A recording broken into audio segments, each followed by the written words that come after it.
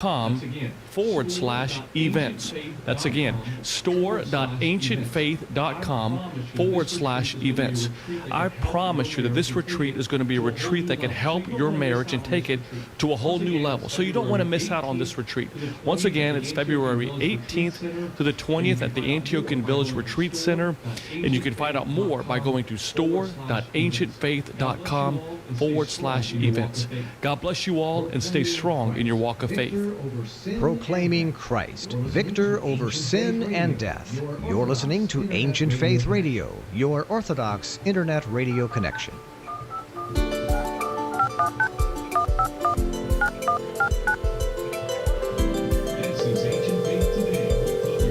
This is Ancient Faith Today with Father Tom Soroka, a weekly live call-in show addressing the issues of our day from a distinctly Orthodox perspective.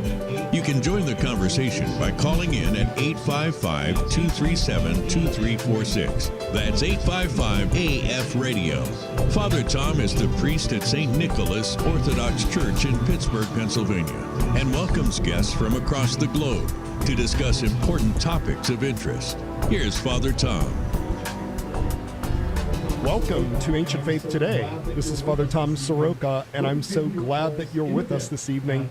We'll be taking your calls in a bit at 1-855-AF-RADIO.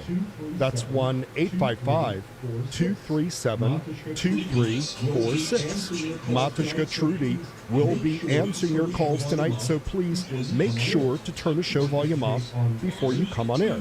To participate online, we encourage you to go either to the AFM Facebook page at facebook.com/Ancient Faith Ministries.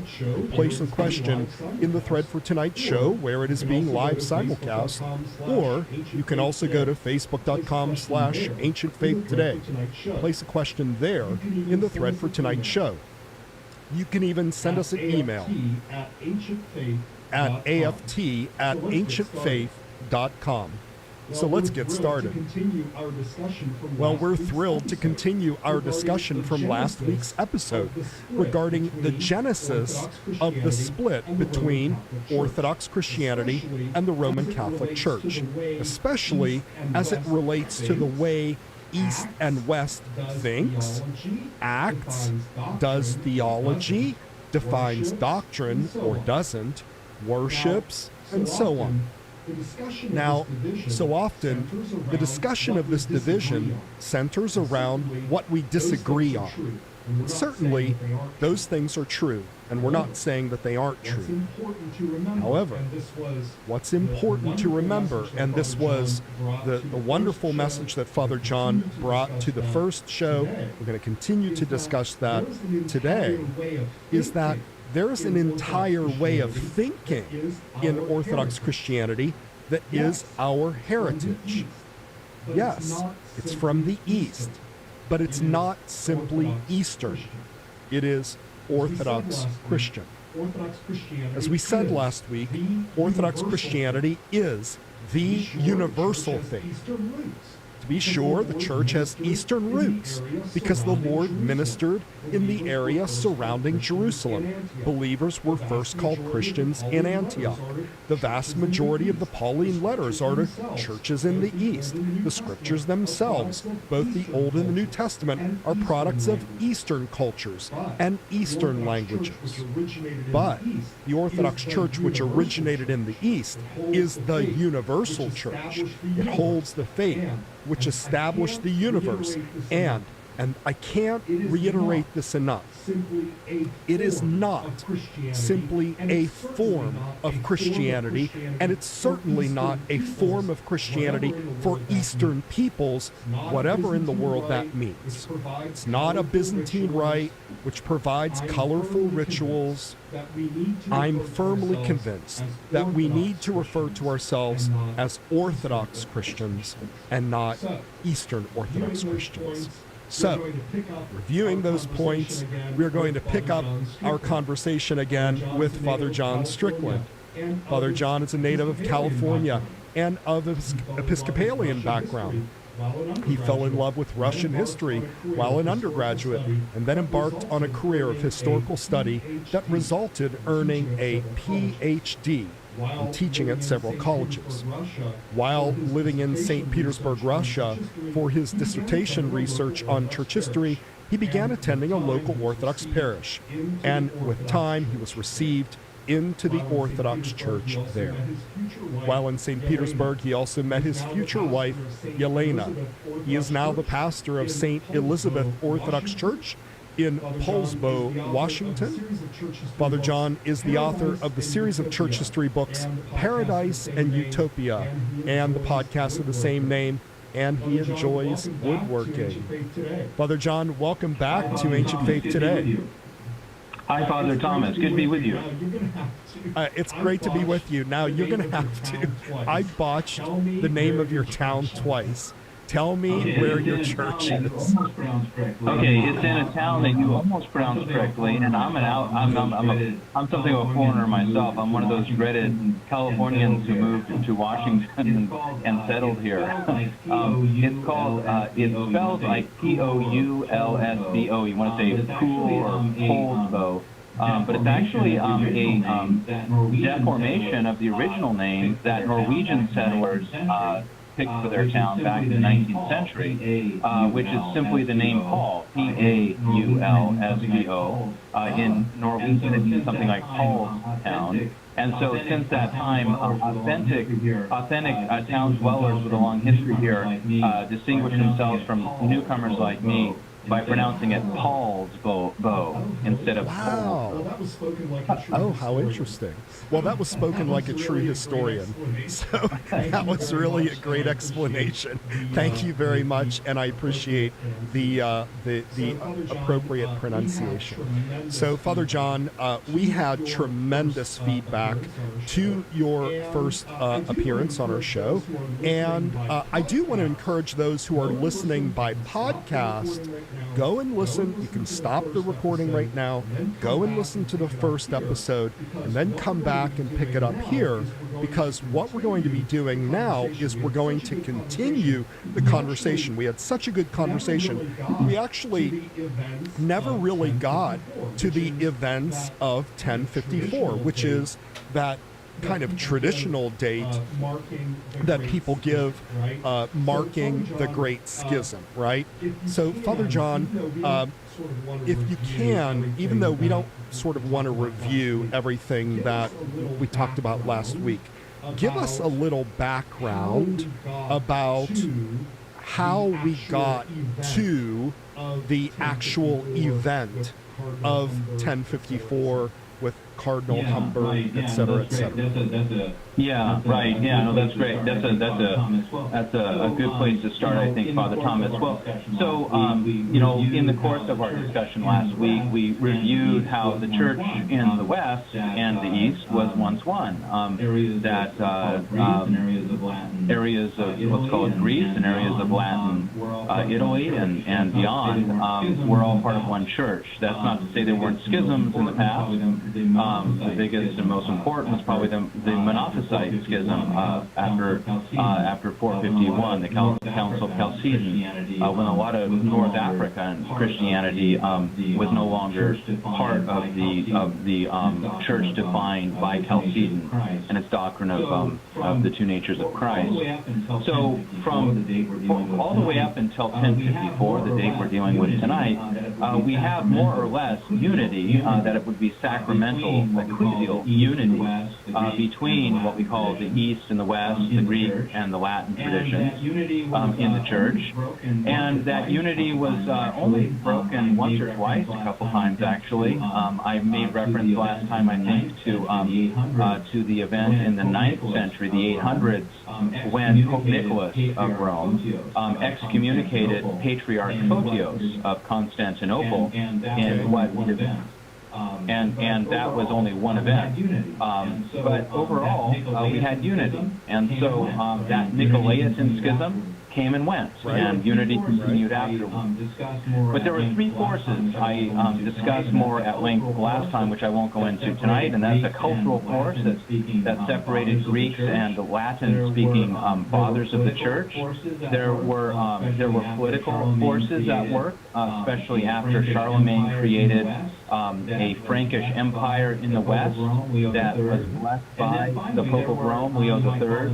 And then finally, there were, you might call them doctrinal and practical differences in Christian practice. The East generally had married parish priests. The East used leavened bread, and the West had done this too for a long time, but more recently, and certainly in the case of leavened bread, only after the Franks entered the picture, were some practices in the West changed that began to distinguish the West from the East. And finally, the most important doctrinal practical difference was the filioque, which we spent a lot of time talking about last time.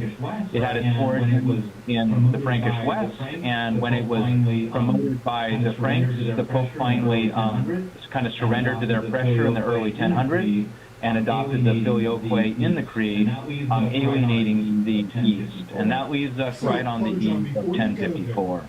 So, Father John, before you go there, you mentioned, you talked about this last week, but I want to reemphasize this, and I want to go just a little bit deeper.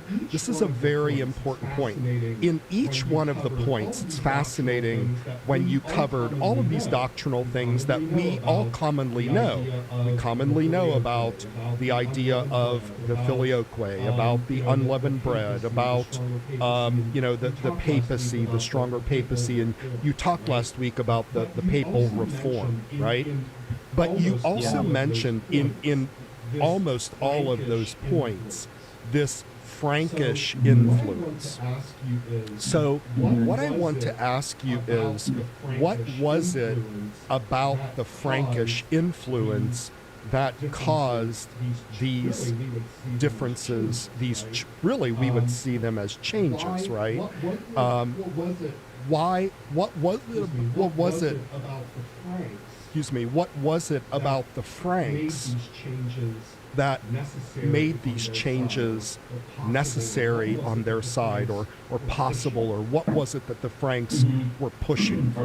Yeah, well, they certainly played an important role. Yeah, well, they certainly played an important role. There's no question about this.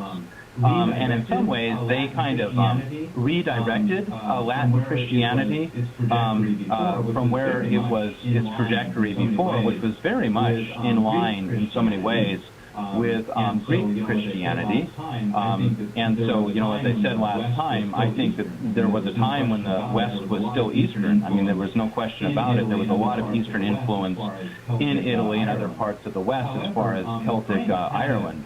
However, the Franks had a kind of not only a political kind of investment in separating themselves from the Byzantine East, the Greek East, and its empire, which was really just the Roman Empire and continuation after Constantine. But they also had a cultural agenda. And this, I really try to emphasize this in my first volume, The Age of Paradise. They really were taking a cue from Charlemagne, their leader, that it was important for them to distinguish themselves from the East, that the Greeks were dubious. After all, the Greeks were the ones associated with iconoclasm, which had caused, the popes to get, gray hair prematurely. They were just really unhappy with what was going on in the Byzantine East during the iconoclastic period. And so by the early 9th century, you've got a view of the East from the West, from the Frankish West, that is, from the court of Charlemagne and his successors, that the East really is a problem, that is better it's better just to start to disengage from the East. And a lot of the theologians of the Franks began criticizing the East, using a pejorative term, the Greeks, when they wanted to, speak about theology that they didn't accept or approve of. So the Franks played a big role in that. Now, why did they do that? Well, as I mentioned, they had a political investment. There was a recruitment of intellectual, leadership, mainly theologians, people like Alcuin, who were gathered together at Charlemagne's court and beyond. They were drawing also upon a uniquely Latin tradition, which was shaped especially by Augustinianism, which had its own distinctions from the consensus of Greek fathers in the in the East, and which became more and more kind of like a system of theology that the Franks drew upon. The final point, Father Thomas, here in the Frankish kind of influence or contribution to the coming schism is that they introduced an element in Christianity that was really Reformation-minded, really Reform-minded. Charlemagne really had no patience for any kind of unique practices in his empire that deviated or didn't agree with other practices in other parts of his empire. He wanted uniformity in his empire, theological, religious, liturgical uniformity. And because of that, you get the introduction, for instance, if I'm not mistaken, Alcuin, the aforementioned Alcuin at Charlemagne's court. So this is like the late 700s, early 800s. Alcuin is the first ever to make any reference to using unleavened bread at the Eucharist, if I'm not mistaken. So it was probably being used before then at some point, but he's the first that we have any reference to it. And again, no question about it, the Franks were invested in the Filioque, and not just in their own empire, but seeing it used in Rome as well. So for all of these reasons, they really wanted to press on Rome to adopt their practices and use that as a standard against the Greek East, as they dismissively characterized it. It is interesting. Amazing. Now, it is interesting. I don't want to get off the trajectory of history here. On the other hand, it's fascinating in discussions today with Roman Catholics that even though these were very important matters to the Roman Catholic Church at that time, today they seem to have this dismissive quality about them. Oh, leavened bread, unleavened bread, it doesn't matter. We'll change our view of these things. You don't have to use the Filioque way if you don't want to. I find it fascinating that 1,000 years ago there was this very sort of strict way in which they wanted to impose these things on the East, if you will. But today there seems to be this sort of strange flexibility. Believe it, don't believe it. We don't really care as long as you submit to the Pope. I think so, Father Thomas. And it's interesting, you're thinking about that 1,000 years after the event we're talking about. If we go back in time, we'll find not only the theologians of the West, which came to be identified with Roman Catholicism, but the theologians of the East identified with the Orthodox Church. They were very invested in these questions. They didn't look on these as like, well, it's okay. I mean, there was an understanding that there could be regional variations of some things, but things like the Filioque way, I mean, no, there's no way that can be allowed at all, actually, and other things as well. We might look on something like leavened, unleavened bread as being kind of like, well, is that really worth dividing the church over? And I'll leave it up to theologians and liturgical scholars to, take that one. But I think it was very important to people at the time, and as we get into 1054, the immediate occasion for the schism itself, the excommunication, I'll have a couple of things to say about this, and even a quote or two to offer, which will maybe help us understand the thinking back then. Very good. So let's remind our listeners, 1-855-AF Radio. That's 1-855-237-2346. Do you have a question about the history of this schism between East and West that resulted in the Orthodox Church and the Roman Catholic Church? Do you have a question about the history? Do you maybe see things a little bit differently? We would love to hear from you. Give us a call at 1-855-237-2346. So, Father John, that brings us really to, as you said, the heels of 1054. So go ahead, if you would please, and set up the this event that seems to really be the kind of the linchpin, or at least a symbolic way of describing the schism between East and West. Yeah, and I think 1054 matters. All of the writing I do, it just begins with this. The schism, the Great Schism, I call it the Great Division to give it more of a cultural kind of effect or sound. The Great Schism of 1054 mattered. A lot of historians today, they kind of look on 1054 as like, a little kind of footnote, and it's not really all that important, and they point out there have been divisive things for centuries before, continued after 1054 to be lots of efforts to reunite. I'll have maybe a quote on that later. But I think that the loss of communion really had an impact on our culture in the West in modern times. So back to the eve of this, one of the, as I see it, and of course I'm an Orthodox Christian, so I see it as an Orthodox Christian, but as I see it, there's really no question about it. There was a movement underway in the early 1000s to advance the powers of the papacy against all other authorities. And this was partly an effort to recover the humiliating state of the papacy in the 800s and 900s. For about a century before the 11th century began, the papacy was living out an absolutely humiliated existence in Rome under the being popes elected by the whim of aristocrats in Rome and this kind of thing. And in the early 11th century, there was an effort to kind of recover the dignity of that holy office of the Bishop of Rome, the Pope of Rome, now called. And furthermore, he used that office to address an even greater problem unique to the West, and that is a system of church management called the proprietary system. This proprietary system was one in which lay people, especially secular-minded rulers and princes and noblemen, had the church, the local church, under their thumb, whether it be a monastery or a parish church. And so the spiritual level in these churches was really quite low. One anecdote I tell in one of my, in Age of a Division, is the case of a parish priest who, in one part of the West, was confronted by a noblewoman who didn't like how he was teaching against, I think it was adultery, and she was engaged in this. And because he stood up against her, she ordered that the local militia seize him, arrest him, and castrate him.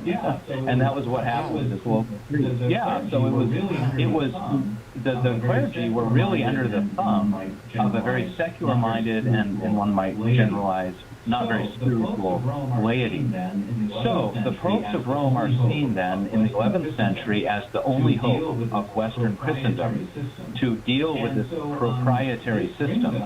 And so this brings us to the Pope who reigned during the Great Schism, or just before it, and that's Leo the Ninth. Pope Leo the Ninth.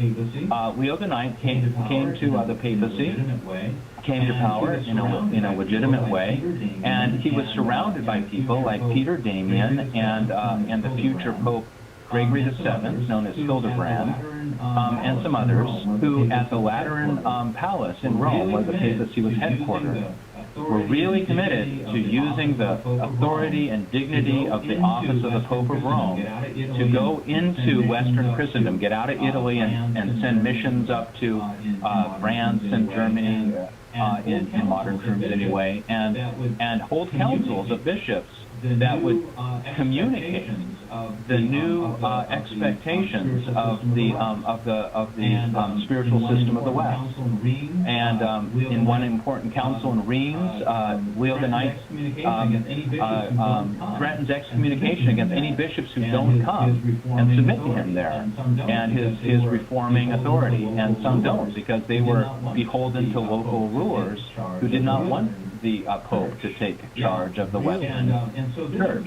Yeah. And so this was the kind of pushback they were getting, the papal reformers. So back in Rome, and this is another key event in the coming of 1054, I opened Age of Division with an anecdote about this. Back in Rome, in Italy, the papacy was also dealing with an insurgency from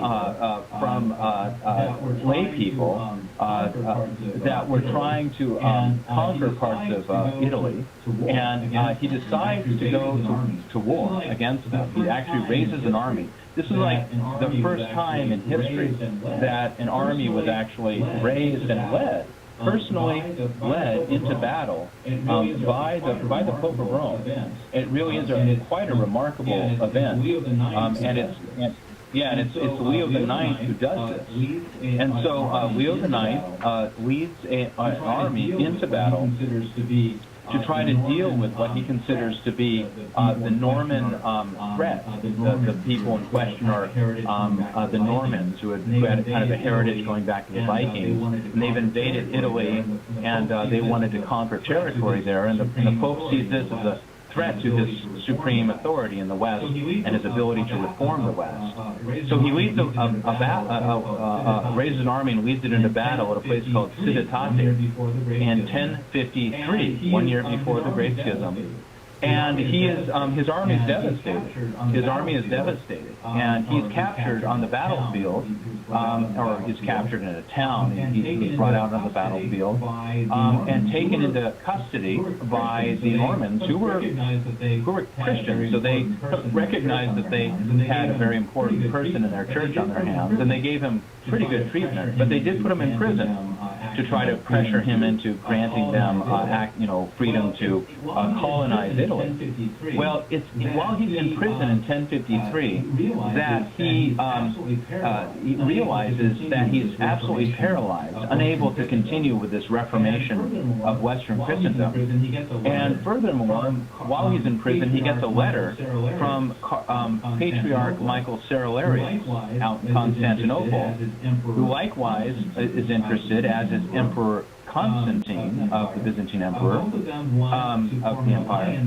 Both of them want to form an alliance against these Normans because they're a real disruptive force.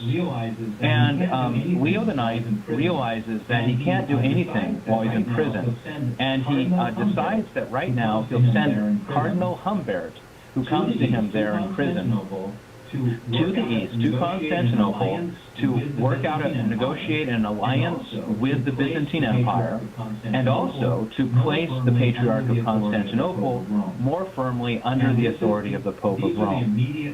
And these are the immediate circumstances for the notorious embassy of Cardinal Humbert, who now, at the beginning of 1054, is sent off from the prison cell where Pope Leo III, Pope Leo IX reigns as a captive pope. That's stunning. And again, the issue with the sort of papal and clerical weakness that they were trying to assert their authority. This was because of the structure of the society at the time. Is that correct? That it was really the lay people that were exerting power and influence over the church, and it became sort of a tool of the noblemen and the people that were running society at the time. Is that correct? Yes, that is generally correct. Yes, and there have been some books written about this system, proprietary system of church governance and economics. About that whole development, and that is the immediate cause for the papal Reformation, which under launched by Leo IX, seeks to recover and kind of a spiritual basis for church life and raise that. So in a way, I mean, in a very real way, and I emphasize this in my books, the impulse here by the papacy is an heroic one. It's an heroic use of the office of the Pope to try to bring about increase in spiritual life in the West. There's no question that there were clearly very good intentions here. Unfortunately, there was now a rift between East and West over what authority the Pope had when it came to the East. And I could read you a quote if you're interested in hearing it as background to this, because I think it's quite significant. If we're interested in understanding not only before but even after 1054, some of the differences between Orthodox, mentality or ethos and Roman Catholic one, I think this is a very interesting little document that I quote in Age of Paradise. It concerns Pope Gregory the Great of Rome. He ruled in the late 500s, early 600s. He's considered to be the greatest pope before the modern popes. He's a saint in both the Orthodox and the Roman Catholic churches. And he's famous and important for a lot of things, including the celebration of the life of Saint Benedict of Nursia. But in this case, Pope Gregory was approached. He was approached by the Patriarch of Constantinople. His name was John the Faster, who had identified himself as the ecumenical patriarch, a term we're very familiar with in modern church history. But back then, to some in the West, sounded a little pretentious. And so Pope Gregory the Great writes back to the Patriarch of Constantinople, John the Faster, and says, that's not an appropriate term, because I take it to mean that you're kind of lifting yourself up above other bishops and patriarchs, and this is not appropriate. So right there, if we stop right there, and some accounts probably do stop right there if they're, they're kind of supporting a kind of a papal supremacy position. It sounds like Gregory the Great is objecting to the Patriarch of Constantinople making himself at least equal with the Pope. But listen to what Gregory the Great then says, because the Patriarch of Alexandria gets word of this exchange, and he, the Patriarch of Alexandria, now writes to Gregory, and he kind of says, oh yeah, you told him well, that's good, because that Patriarch of Constantinople shouldn't be above other bishops, and he supports Gregory in rejecting the title ecumenical patriarch, but then he addresses Gregory as universal pope, as if to support Gregory in his struggle against the East. Listen to what Gregory says in response after being called universal pope by the Patriarch of Alexandria. I beg you, never let me hear that word again. For I know who you are and who I am. In position, you are my brother. In character, my father. I gave, therefore, no commands, but only endeavored to point out what I thought was desirable. I said you ought not to use such a title, that is, universal bishop, in writing either to me or to anyone else. Yet now, in your last letter, notwithstanding my prohibition, you have addressed me by the proud title of universal pope. I beg your holiness, whom I love so well, not to do this again. I do not consider that... isn't that amazing? And he continues. I'll just finish this here. I do not consider that anything is an honor to me by which my brethren lose the honor that is their due. My honor is the honor of the universal church. My honor is the united strength of my brethren. Then, and then only, am I truly honored when no one is denied the honor which is justly his. But if your holiness calls me universal pope, you deny that you are yourself that which you say that I am universally. God forbid. Far from us be their titles, which inflate men's pride and deal a wound to charity. That's Gregory the Great. Could not be clearer. Could not be, more antithetical to the polemics that we hear today about submitting to universal papal authority, and thank you for sharing that for us. That's really very telling, and certainly the way in which we would see, every bishop and we would see the Pope of Rome to be the first among equals, but not to have universal jurisdiction over every Christian and every church. So, Father John, we're going to take a quick break here, and when we come back, we're going to get to that event, how it happened, what happened, who did what, what happened with this bull of excommunication that was thrown on the altar and so forth. We want you to give us a narrative about that, if you could, please. You are listening to Ancient Faith Today. We're talking about seeing the West through Eastern eyes. We'll be right back. Father Tom will be back in a moment. In the meantime, the lines are open at 855-237-2346. Don't go away.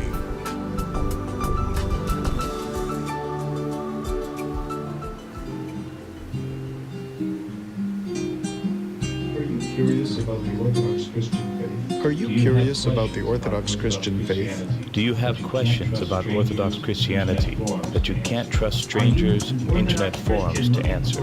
Are you an Orthodox Christian looking for a reliable first place to send your interested friends? Do you need help finding an Orthodox church near you? My name is Father Paul Hodge. I serve in the Antiochian Orthodox Christian Archdiocese of North America. My name is Father Joseph Lucas. I serve in the Orthodox Church in America.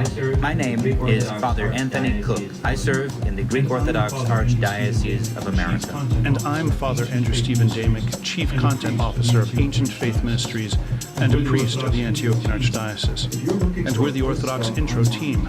If you're looking for a first stop online to get an introduction to the Orthodox faith, A place to get answers to questions from qualified Orthodox Christian clergy. A place to send your friends and not just toss them into the chaos of the internet. A place to get help finding an Orthodox parish and get plugged into an actual Orthodox community. Then point your web browser at orthodoxintro.org. Orthodoxintro.org is a free service of Ancient Faith Ministries and made possible by our donors. It's an Orthodox on-ramp to the Christian life. Again, that's orthodoxintro.org.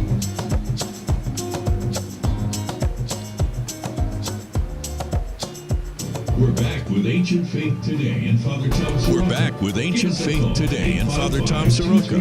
Give us a call at 855-237-2346. Here once again is Father Tom. We're back with Father John Strickland, and we're talking about the events of 1054, the schism between East and West. And Father John, you had mentioned that this Cardinal Humbert was sent by the Pope, who was in prison, to tell the Patriarch some things about union and so forth. But tell us a little bit about the personalities, especially Cardinal Humbert and then Patriarch Cerularius. Who are these two, and what role do they play? Can you tell us what you know about the personalities involved, and about this tragic event of these mutual excommunications? Well, by all accounts, both personalities were pretty nasty. Michael Cerularius, Patriarch of Constantinople, was often at odds with the emperor, which is not necessarily a sign of a nasty personality, but he was very domineering. Michael Psellus, which is a kind of a lay intellectual figure at the time in Constantinople, didn't like Michael Cerularius much. What evidence we have supports a view that he certainly contributed to the disagreements that provoked the immediate disagreements that provoked the excommunications. Cardinal Humbert was essentially the same in terms of his personality. He went on afterward to write some works, and he shows up later in the 11th century in Roman Catholic kind of circles, but he was very explosive in his temperament, very contemptuous. We have a lot of records of this kind of thing, and I encourage people to look into this history. A good book to look at. It talks also about the Franks we were talking about earlier. Is Andrew Laust's for Greek East and Latin West, the Church, AD 681 to 1071. So that gives kind of the whole period we're talking about if one wants to get into that history. And there's some other good books out there too, but I would recommend Andrew Lau's book. So the personalities are certainly not very conducive to getting along and finding a way forward. And so that sets things up so that Humbert arrives with an embassy in Constantinople early in April, I think, 1054. And one huge significant thing had happened since he left Italy, since he left Pope Leo IX's cell in prison, his prison cell. And that is, Pope Leo IX has died. So he died. And so Humbert finds himself out in Constantinople on a mission sent by a now dead Pope. Now, by all accounts, all canonical accounts, he no longer had a mission. He no longer had an embassy. He should have turned around and gone home and then waited for a new pope to come along and give him a commission to do something. But he doesn't. Again, he pushes forward. It seems like he must have known about this, but again, documents from the 11th century are there's not a lot of them, so we don't have a whole lot. And I want to emphasize that point in particular, Father Thomas, to the audience. We have almost nothing to go on. We're so used to just a flood of documents, like, I don't know what, some event in our national history, I don't want to sound divisive or something, but, people talk about different things going on in our history. There are so many documents to pour over and to kind of analyze the situation. We don't have to have about 1054. But what's really interesting, Father Thomas, is a Greek scholar at Ohio State University, who is the chairman of the classics department there. His name is Anthony Caldelis. Wrote a account of this event, the excommunications, a couple of years ago. That really helps revive our understanding of what happened on the scene there. Again, very little documents in place. The conventional understanding of the excommunications is the following. This is the conventional one that Professor Caldelis found. The conventional one is a very headstrong Cardinal Humbert arrives in Constantinople and is confronted by a very headstrong Michael Cerularius. The two butt heads, they don't get along, and finally, fed up with Michael Cerularius, who did not, Humbert says he did not meet with Cardinal Humbert enough. Humbert then, does the excommunication, and Hagia Sophia will come to that in a second. The revision that Professor Caldelis at Ohio State offers is he looks at the documents that we have, and he brings attention to the fact that we only know of 3 meetings documented by Cardinal Humbert, this embassy sent by the Pope, a now defunct embassy, but nevertheless one that went forward.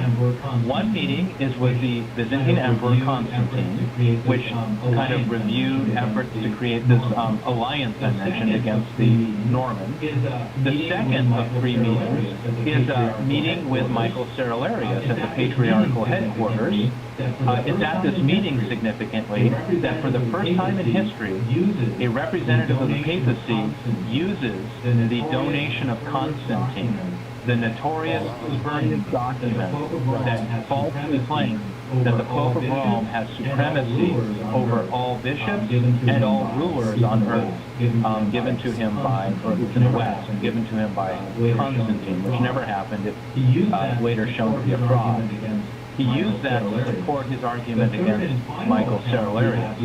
The third and final account we have before the actual excommunication is when Cardinal Humbert confronts a monk, Nikitas Stephatos, who was living at the Studion Monastery in Constantinople, a disciple of Saint Simeon the New Theologian, and debates him on the question of unleavened versus leavened bread, and then gets very abusive with Nikitas Stakatos, and gets an emperor who had a need for a Western alliance to discipline Nikitas Stakatos.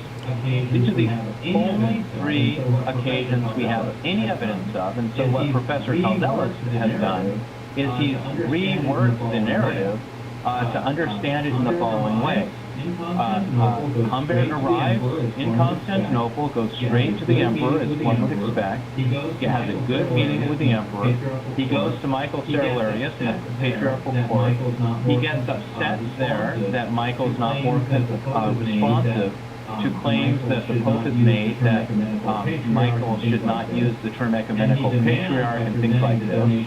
And he demands, by presenting the donation of Constantine, that Michael submit to the Patriarch of Constantinople. It's even documented that the papal representatives got very upset in the seating arrangement at the table to put Michael first and Cardinal Humbert second.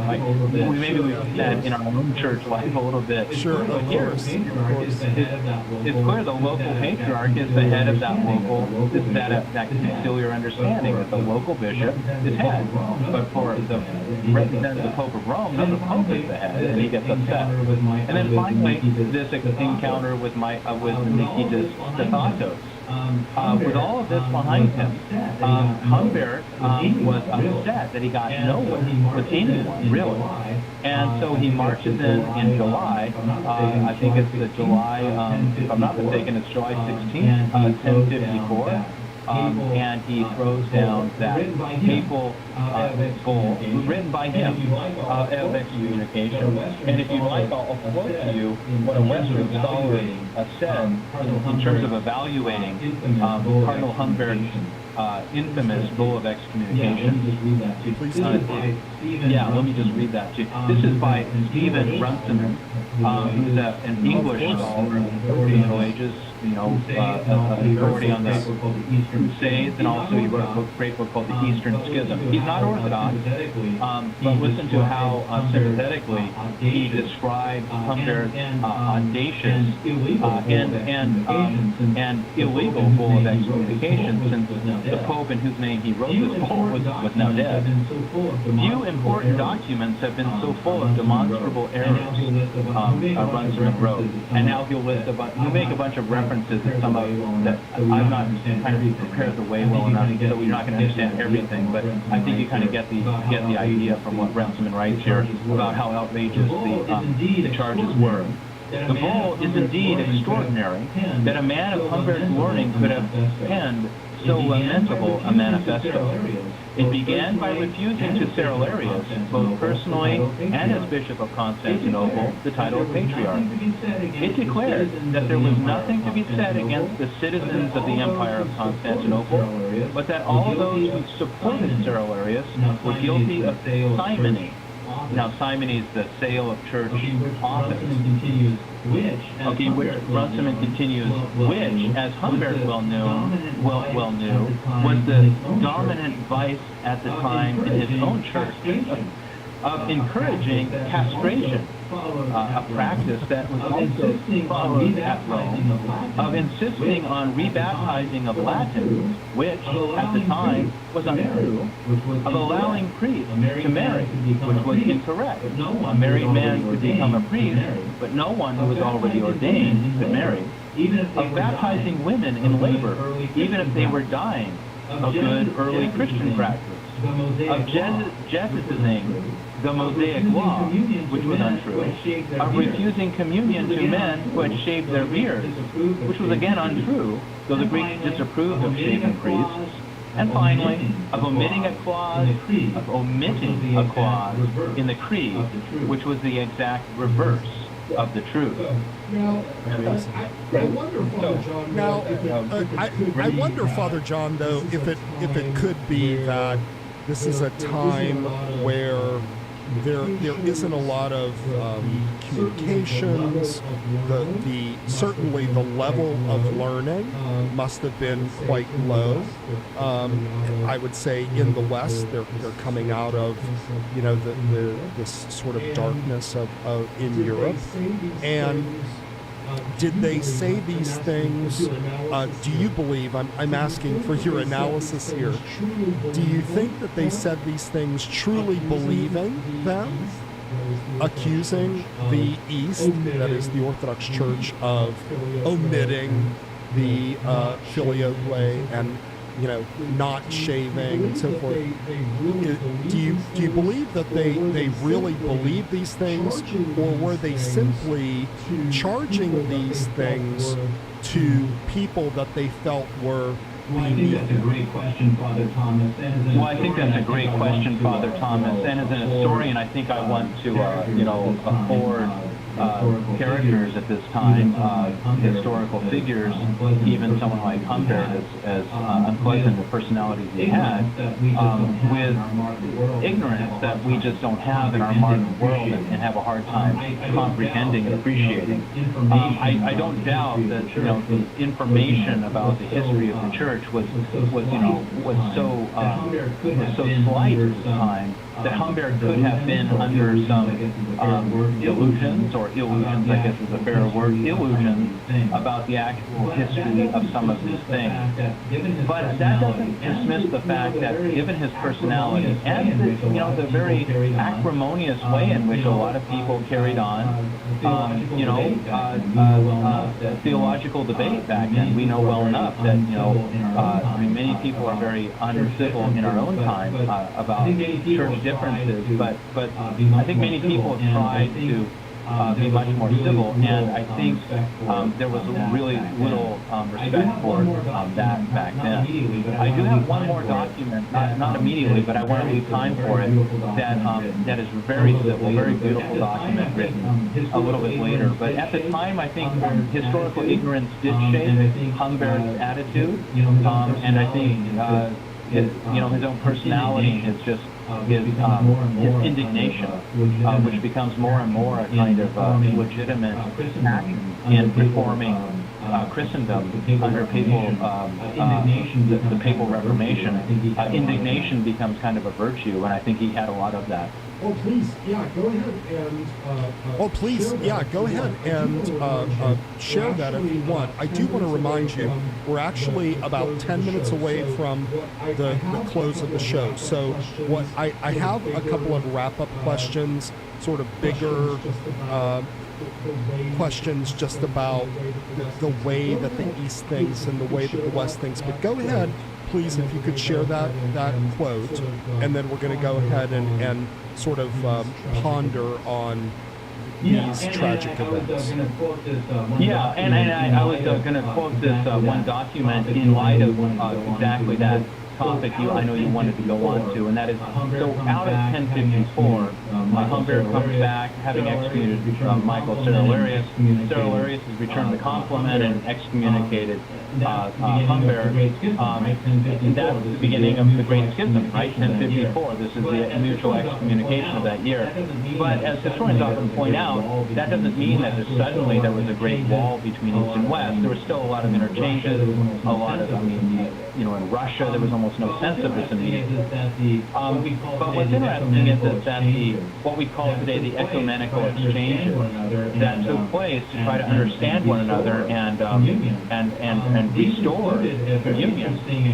These included a very interesting exchange between, about 50 years later, a little bit more, between a Greek and a Latin pair of bishops that I can quote here. And I quote it because, Father, you're interested in talking about what is the outcome. I think the outcome is, one of them is, in terms of what are the differences. We're well known in the Orthodox churches approaching administration and jurisdiction in a so-called conciliar way.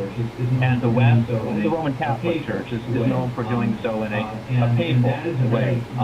And that is a very significant difference, which creates a big cultural divide, or contributes to that cultural divide, makes it very much greater in the centuries that follow. And so what I'd like to do is just bring attention to this conciliarity, which continued in the aftermath of the excommunications of 1054, this conciliarity being the continued and consistent understanding of church, of ecclesiology in the East.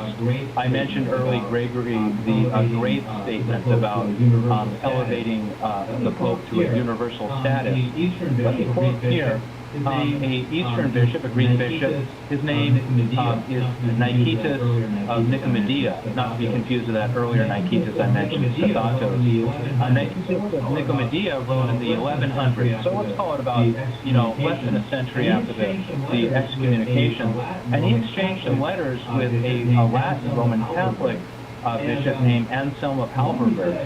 And what he said, I think, is really quite interesting here, quite impressive, and quite consistent with our Orthodox understanding of a conciliar rather than a papal administration of the Church. Anselm had written that you really must understand, and it was very gentle. Both of them were very gentle personalities. You must understand that there has to be one Pope, one head of the Church, and the Pope of Rome is obviously that. And you Orthodox, you Greek bishops out there don't follow them. Well, so Nicetas of Nicomedia writes back to Anselm, and he writes, "Dear brother," just jump forward here. Just trying to pick up here. No problem. The Roman Church, holding the first place of honor, he writes, and I'll quote him now, the Roman Church has separated herself from the rest by her pretensions. She has appropriated to herself the monarchy, which is not contained in her office, and which has divided the bishops and the churches of the East and the West since the participation of the partition of the empire. If the Roman pontiff, seated upon his sublime throne of glory, wishes to fulminate against us and to launch his orders from the height of his sublime dignity, if he wishes to sit in judgment on our churches with a total disregard for our advice, and solely according to his own will, as he seems to wish, what brotherhood and what fatherhood can we have in such a course of action? Who could ever accept such a situation? In such circumstances, we could not be called, nor would we really be any longer, sons of the Church, but truly its slaves. And so this is the response of an Orthodox bishop, again, to those claims of papal supremacy, which now become very regular in Rome after the excommunication. Once the East is jettisoned and the project of papal reformation in the West goes forward full throttle, papal supremacy becomes the commanding doctrine of the Roman Catholic Church, and that Church never looks back. So Father John, you've done a masterful job of laying that out, and I want to ask you two sort of wrap-up questions. And the first is, today we have a lot of Roman Catholic apologists online that are doing a lot of work to present a narrative that is much different than what you presented. Essentially, the narrative is that in the first millennium, the seeds and actually the teaching of papal supremacy was in the first millennium in the earliest church. And often what they do is they will take an obscure letter, they'll take an obscure document, something will be said that really bolsters the Church of Rome and the position of the Bishop of Rome to be over the entire church. Now, as my bishop described it, he said that was actually very common when any bishop wrote another bishop. They would speak in very flowery and uplifting language about that particular see. And so it was not unusual to have that kind of language. But how would you answer this charge to say that your narrative of papal supremacy as we know it in the second millennium is actually present in the first millennium, and it is recognized by all. What would you say to that? I would first of all start with the scriptures. Well, I would first of all start with the scriptures, the Holy Scriptures, the core of our tradition. If you look at the Holy Scriptures, if you look at the New Testament, namely, you find absolutely zero about what the primacy of St. Peter was as the first of the apostles. The Scriptures say he was first, primo, that he had a primacy. The Orthodox, of course, have always accepted and even asserted this. But nowhere does Peter exercise dominion, authority over the other apostles. As a matter of fact, we know well enough, Paul even corrects Peter in Galatians. He reports having corrected Peter. What we do find, Father, in the Scriptures, instead of any kind of doctrine, the core doctrine of papal supremacy, because Matthew 16, you are Peter, and on this rock I will build my church, can be understood just as much. You are Peter, and on this faith I will build my church. What we do find, and that is such an obscure, it takes so much argumentation to make that a valid kind of convincing argument for papal supremacy. In any case, Matthew 16. But in what we do find in the total absence of any statement in Holy Scripture that Peter possessed authority over the other apostles, and that Peter's successors would therefore do the same once they arrived in Rome, because Peter wound up in Antioch too, right? And no Antiochian bishops in succession are Peter's authority.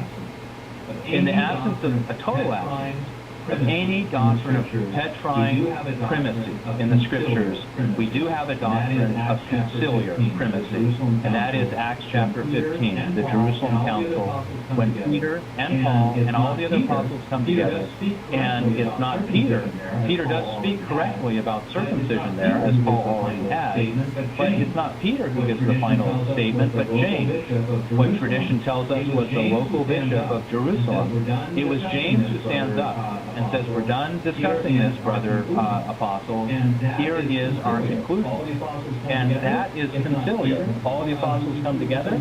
It's not Peter giving some sort of definitive statement. It's James. And that statement is arrived at conciliar rather than kind of papalist. Kind of. Yeah. That's the first. Now, yeah. Okay, so having answered that, here's my last question.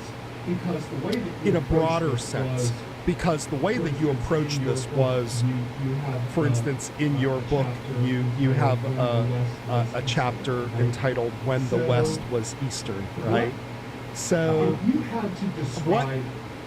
if you had to describe to someone, especially, let's say, a Roman Catholic comes to your church, and they don't like the idea that, well, where's your catechism? And where's the silence? And I hear this a lot. There's no silence in your liturgy. There's, you don't have any specific teachings about, X, whatever it is, contraception, like very, doctrinaire specific teachings about these things. I think we do, but I'm saying that they want to be able to point to one thing. How do you answer the question, why are you Orthodox Christian, Eastern Orthodox Christian, as they would say, why are you so different? Why aren't you like us?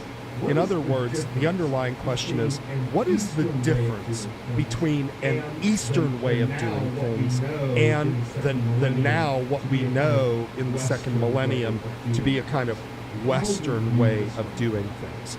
How would you describe it? Your pastoral experience, Father, of course, would recognize that everyone needs to be, treated uniquely. I try to understand where they're coming from and what their life experience is, and I've tried to do that. But in general, I think I would approach this question, a great question you're raising here, because it's a really common one, isn't it, in our parishes? I would say that we need to relearn the history. We need to relearn the narrative, the meta-narrative, the whole story, the whole picture, because that has been distorted by modern, often secular, but sometimes confessional perspectives that has framed our understanding of true or correct Christianity in a way that's not consistent with the historical record and with the clear teaching of 2 millennia rather than just 1 millennium, the most recent millennium.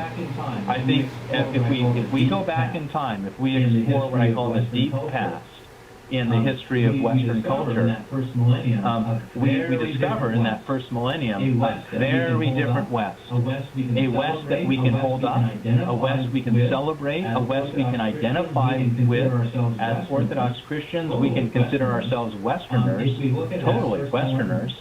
If we look at that first millennium, and if we look at that, then we can say, and you know what?